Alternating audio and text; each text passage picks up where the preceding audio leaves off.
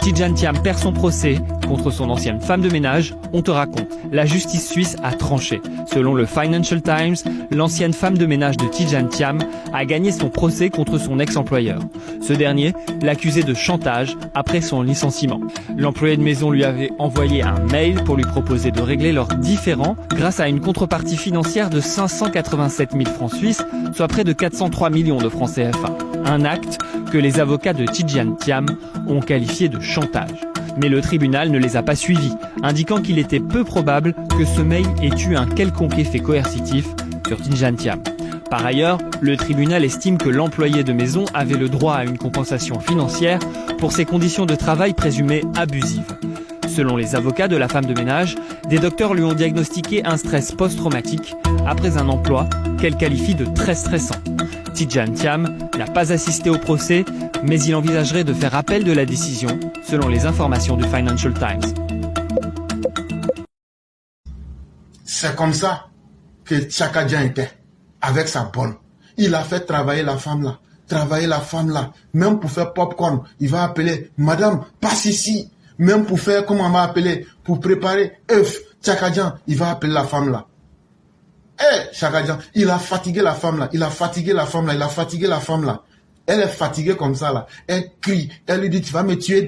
Chaka Dian dit, ah, il faut aller me préparer popcorn. Il a fait ça jusqu'à... La dame là est tombée malade. Quand elle est tombée malade, elle lui a dit, je suis malade. Elle dit, patron, je suis malade.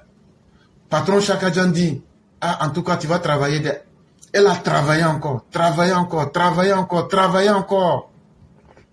Sa maladie s'est aggravée. Tellement sa maladie s'est aggravée, finalement, la dame, elle était obligée d'abandonner son travail. Elle dit qu'elle était maltraitée. Ah, la pauvre Roumaine. Et regardez, quand je parle comme ça, regardez, je suis en train de pleurer. Vous sentez ça dans ma voix? Eh Dieu, la dame là, elle fait pitié. La pauvre.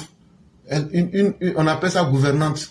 Ceux qui parlent bon français, là, on appelle ça bonne.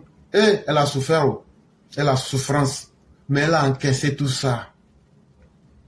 Et dans tout ça là, ce qui est étonnant là, Chaka Dian connaît bien l'histoire. Et le 7 août 2024 là, il a couru comme ça pour aller déposer plainte contre la femme. Il allait déposer plainte contre la femme. C'est-à-dire que lui-même là, il a tout ce qu'il a fait, la maltraitance qu'il a fait à la pauvre dame là. Il demande encore que la dame là, pour ne pas que la dame le poursuive. Quelqu'un qui est malade. Est-ce que vous savez les produits chimiques qu'on utilise en Occident? Est-ce que vous savez le poids du travail? Il a abusé de la dame. À telle enseigne que la dame est tombée malade. Et lui encore, il s'en va poser plainte contre la dame. C'est ça qu'on appelle faire la politique humainement. C'est ça que Chaka Dian veut venir faire en Côte d'Ivoire. Et donc quand il allait déposer la plainte là-bas, qu'est-ce qu'il a dit? Que non, que les gens veulent lui faire du chantage, que les gens veulent gâter son nom. Est-ce que vous ne vous souvenez pas que ça a le même style que Anna Rose Thiam? C'est à lui toujours les gens font du mal. C'est à lui toujours les gens s'attaquent. Je ne vous dis pas. J'ai dit les conditions de travail dans lesquelles la femme était là. Je suis en train de dire ça en amusement, mais c'est la vérité. Hein. Est-ce que vous savez que la dame, la Roumaine, elle est tombée en dépression? Tellement le gars abusait de la dame. La dame s'est retrouvée dans un état atroce de dépression avancée et elle a été hospitalisée. Un dimanche matin même, il y a un des amis de Chaka Dian qui est venu, comme on le dit en vieux français là, il a saqué la femme là. Ça veut dire, il a jafoué sur elle-même. Il a cafoué la dame. Elle était traumatisée comme ça. Et après, il dit, comme c'est comme ça là, je te renvoie. C'est là la dame est allée la porter plainte. Quand la dame a porté plainte, elle a gagné au civil. Et on a dit à Chaka Dian, vraiment ici, on ne traite pas quelqu'un comme ça. Ici, là, c'est pas une sous-préfecture du Sénégal. On ne peut pas traiter quelqu'un comme ça. Il faut lui payer 400 millions de francs CFA. Et donc, la dame lui a dit, pour ne pas que l'affaire puisse être connue de tous, on n'a qu'à régler ça à l'amiable. Mais comme Chakadjan est un adepte des excès, Chakadjan est un adepte du grand banditisme, Chakadjan est un adepte de la fourberie, Chakadjan trouve que non, lui, il ne peut pas accepter ça. Et donc, qu'est-ce qu'il fait? Il pose plainte contre la dame le 4 août 2024. Non, pardon, le 7 août 2024. Il dit que la dame est en train de faire chantage sur lui. Après le verdict qui a été prononcé au civil, la dame est venue à lui dire, n'allons pas loin. Les 400 millions là, faut voir, on n'a qu'à s'entendre. Chakadjan dit, moi, vendeur de margouilla, moi je vais te donner les jetons. Tu as menti. Faut attendre, hein, j'arrive. Au moins il a fait asseoir la dame là. Il est parti poser plainte contre la dame. Il dit que la dame est en train de faire chantage sur lui. Alors que c'est le verdict de la justice là qui ne voulait pas accepter.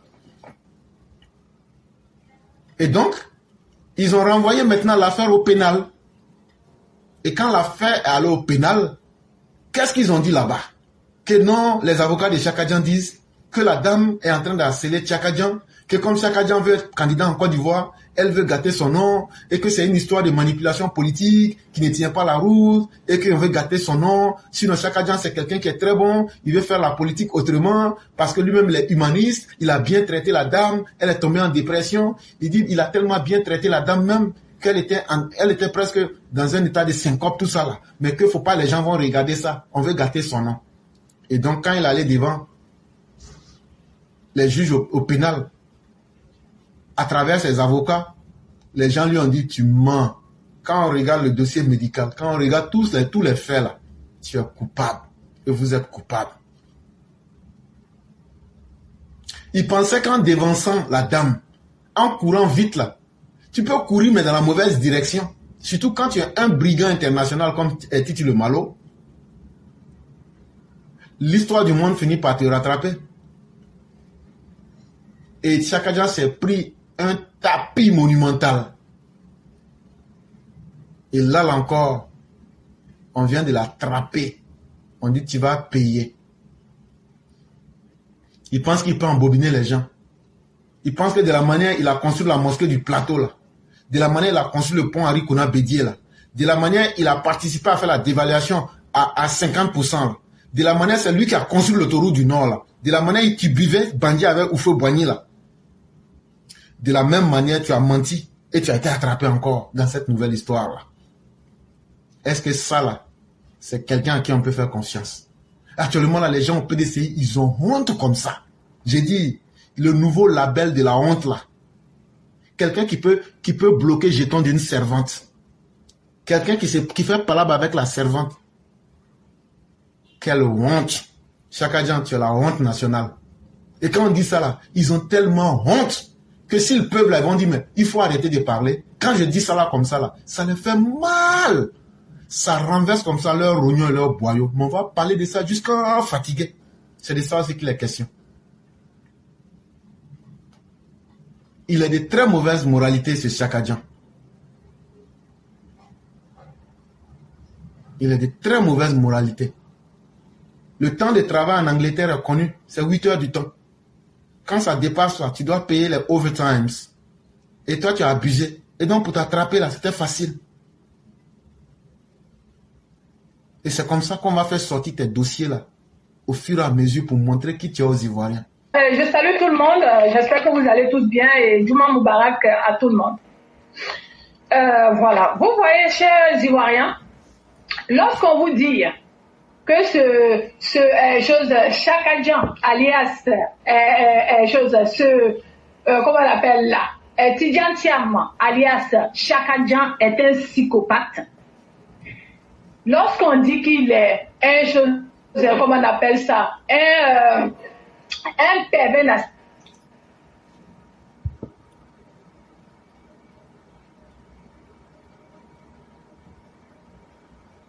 les noms qui vont avec là. Une personne sans personnalité, une personne qui a un gros complexe il a un gros souci en fait de sa personne. parce que c'est une personne en fait qui n'a brillé dans rien du tout.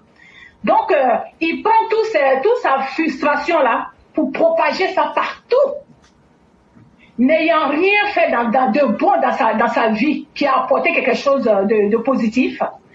Il prend, comment on appelle, il croit que la vie lui tourne autour. Il pense que le monde lui tourne autour. Il a eu l'argent des Ivoiriens sur un plateau d'or, déposé sur ses pieds. Un bon matin, quand il s'est réveillé, avec ses parents bien graissés, avec l'argent de la Côte d'Ivoire, ce dernier-là pense que la vie est facile comme ça. Qu'est-ce que vous avez fait à cette pauvre femme, domestique, roumaine? Vous avez pris votre haine là pour aller déverser ça sur cette femme-là? Vous pensez que c'est quoi? C'est un animal? C'est un être humain comme vous. Si vous ne savez pas ça, si vous n'avez pas été éduqué dans votre vie, sachez-le que les personnes qui travaillent là ne sont pas des animaux, sont des êtres humains. On doit les aménager, ils ont droit à avoir du repos, ils ont droit comment on appelle là, à ce que aussi, ils ont droit de souffler. Vous êtes parti avec votre trop plein de suffisance, de personnalité, pour aller faire tourner, travailler la femme comme un âne, ou bien une âne, bon, je sais pas moi, des trucs comme ça. C'est la même chose, âne du désert. C'est la même chose, maman, voilà. Jusqu'à ce que la pauvre dame tombe malade, à cause de la maltraitance physique et psychologique. Vous partez avec les malades comme vous dans la maison pour aller, vous partez agresser la pauvre dame. Jusqu'à ce que elle a fini par claquer la porte un jour. Et comme elle a voulu se révéler, vous êtes maintenant monté sur votre grand chevaux, comme vous avez l'habitude de faire, pour lui dire que vous allez vous la renvoyer.